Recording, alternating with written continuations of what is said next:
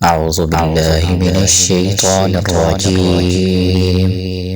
بسم الله الرحمن الرحيم.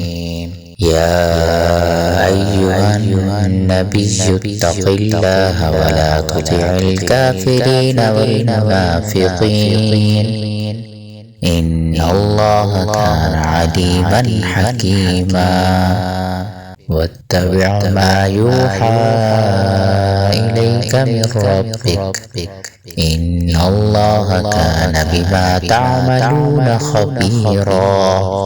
وتوكل على الله وكفى بالله وكيلا.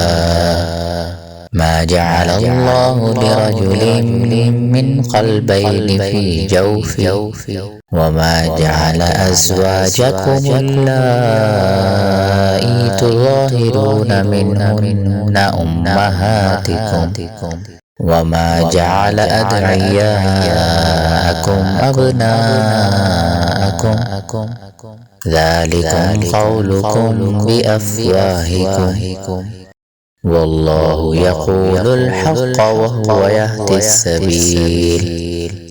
ادعوهم لآبائهم هو أقسط عند الله فإن لم تعلموا آباءهم فإخوانكم في الدين ومواليكم وليس عليكم جناح فيما أخطأتم به ولكن ما تعمدت قلوبكم وكان الله غفورا رحيما.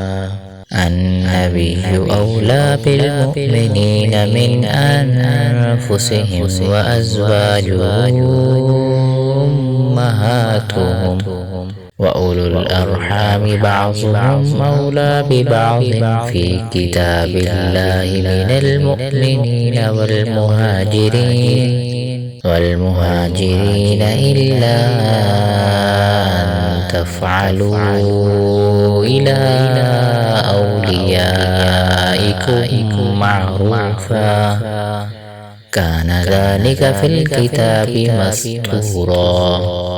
وإذ أخذنا من النبيين ميثاقهم ومنك ومن نوح وإبراهيم وموسى وعيسى بن مريم وأخذنا منهم ميثاقا غليظا ليسأل الصادقين عن صدقهم وأعد للكافرين عذابا أليما.